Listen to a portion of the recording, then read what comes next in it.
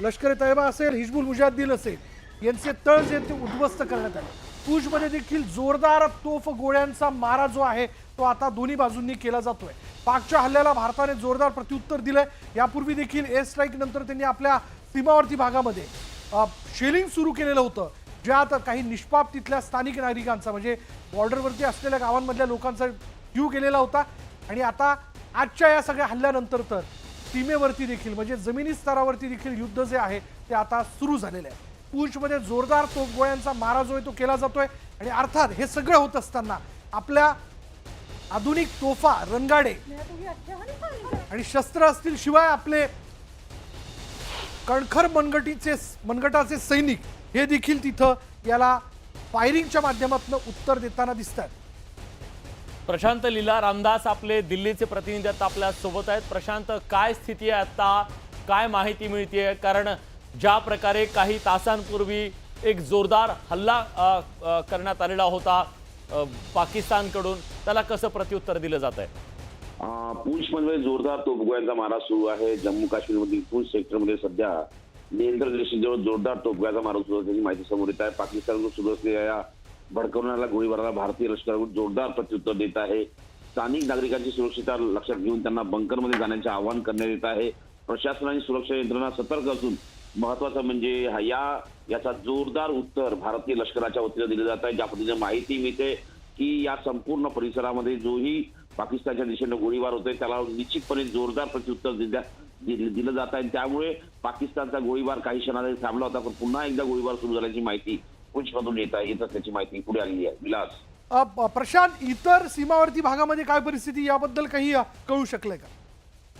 या संदर्भात जी माहिती मिळते की श्रीनगरमध्ये जे ब्लॅकआउट होतं ते ब्लॅकआउट रिस्टोर करण्यात आलेलं आहे। श्रीनगरमध्ये, जम्मूमध्ये, त्यानंतर चंदीगडमध्ये हे जे सीमावर्ती भाग आहे, त्यानंतर सोबतच जर बघितलं आपण श्रीगंगानगर या सगळ्या परिसरामधलं जर बघितलं तर ब्लॅकआउट जे होते साधारणतः 2 ते 3 तास ब्लॅकआउट होतं। त्यानंतर आता श्रीनगर मधलं ब्लॅकआउट पूर्णपणे रिस्टोर करण्यात आलं आहे, पुन्हा तिथं प्रकाशमय झालेलं आहे।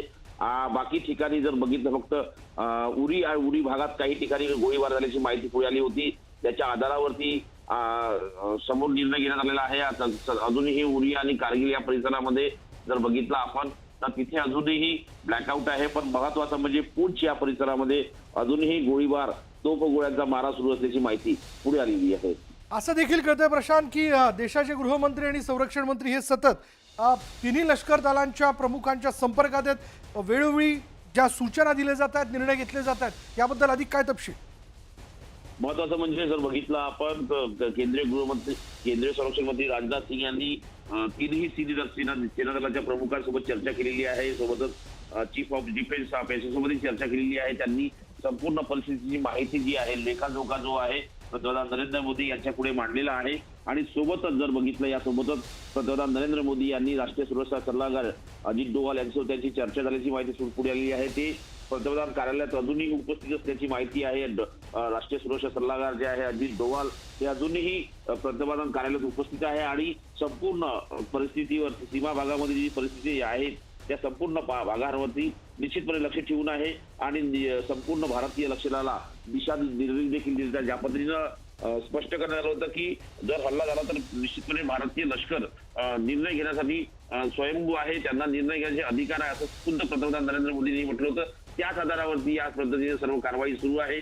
सोबतच या सर्व भागांमध्ये ज्या पद्धतीनं आज आपण बघितलं तर पाकिस्तानचे 3 मोठे विमान, एक अक्सला विमान जे साधारणतः संपूर्ण रडार सिस्टीम असतं ते पाडण्यात आलेलं आहे। त्यानंतर JF-77 आणि JF-16 हे जे 2 असे विमान आहेत, 3 विमान प्रकारातले हे पाडण्यात आलेले आहे। याचा अर्थ असा होतो की निश्चितपणे भारतीय लष्कराची संपूर्ण तयारी आहे।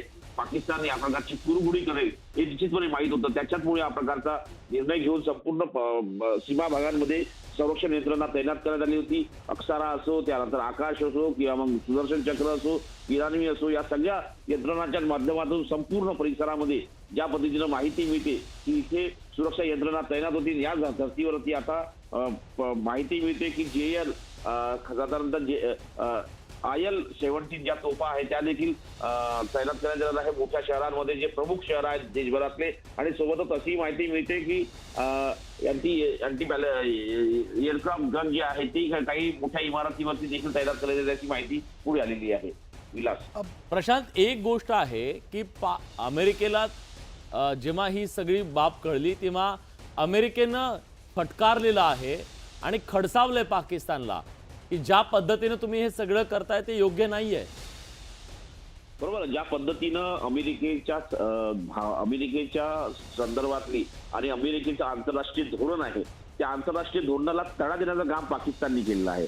त्या आंतरराष्ट्रीय धोरणानुसार अमेरिकेने पाकिस्तानला काही महत्वाची विमानं दिली, सुरक्षेसाठी दिली होती, माहिती एकत्र करण्याकरता. पण दुसऱ्या देशावर हल्ला करण्याकरता किंवा शेजारी राष्ट्रांवरती हल्ला करण्यासाठी कदापि ही अमेरिकेने विमानं दिली नव्हती. पण त्याचा दुरुपयोग पाकिस्तानने केला. त्यामुळे अमेरिकेने आज पाकिस्तानला खडसावलेला आहे.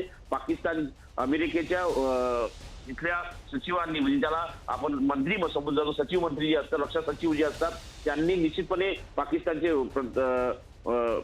प्रमुख नेत्यांना फोन करून ज्या पद्धतीनं खडसावलेला आहे, सोबतच ज्या पद्धतीनं लष्कराची भूमिका आहे त्या संदर्भात देखील प्रश्न उपस्थित केलेले आहे.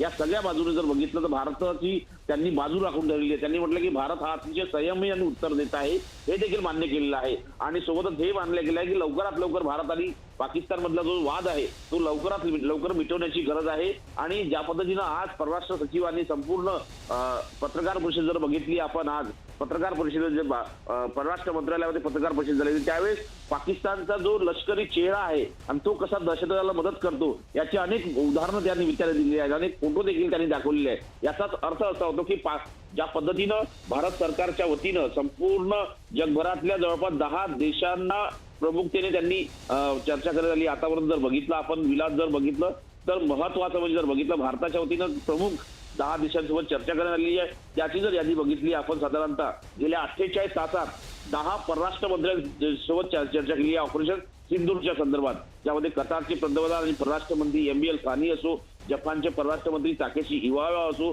फ्रान्सचे परराष्ट्र मंत्री जीन नोएट बॅलेट असो, जर्मनचे परराष्ट्र मंत्री जोहान बडेपूल असो, स्पेनचे परराष्ट्र मंत्री जोसे मॅन्युअल अल्वारेज असो, सौदी अरेबियाचे परराष्ट्र राज्यमंत्री असो, सोबतच इराणचे परराष्ट्र मंत्री सय्यद अब्बास अरगरनी असो, अमेरिकेचे परराष्ट्र मंत्री मार्को रुबियो असो, युरोपियन युनियनच्या परराष्ट्र प्रमुख जे आहेत आणि त्यांच्या प्रतिनिधीसोबत चर्चा केली असून, इटलीच्या उपप्रधान आणि परराष्ट्र मंत्र्यांसोबत केंद्रीय परराष्ट्र मंत्री जयशंकर यांनी गेल्या 48 तासात चर्चा केलेली आहे. या सगळ्या पार्श्वभूमीवर आंतरराष्ट्रीय पातळीवर भारताच्या भूमिकेचा सन्मानच केला जातोय. भारताच्या भूमिकेला संबोधलं जात आहे की भारत हा संयमी पद्धतीने वागत आहे. पण याच वेळी पाकिस्तानची जी भूमिका आहे आतेताई आहे आणि त्याच्या निमित्ताने अमेरिकेने त्यांना बऱ्याचपैकी खडसावलेला आहे.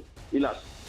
प्रशांत, देशाच्या राजधानीसह देशातली इतरही काही महत्त्वाची ठिकाणं आहेत जिथं आता त्या जागा रिकामा करण्यात आलेल्या आहेत, नागरिकांना घरी जाण्यास सांगण्यात आलेलं आहे आणि सुरक्षा व्यवस्था देखील चोख करण्यात आलेली आहे. काय माहिती याबद्दल? देशामध्ये अनेक असे प्रमुख स्थानं आहेत जिथे मोठ्या प्रमाणात गर्दी असतात. तिथल्या स्थानावरची गर्दी कमी करण्याचा प्रयत्न केला जातात. जसं राजधानी दिल्लीमध्ये इंडिया गेटच्या परिसरात मोठ्या संख्येनं गर्दी एकत्र झाली होती. तिथली गर्दी कमी करण्यामध्ये पोलिसांनी हस्तक्षेप केला आणि पोलिसांनी ती गर्दी कमी केली आहे. त्यामागे प्रामुख्याने सुरक्षेचा मुद्दा आहे.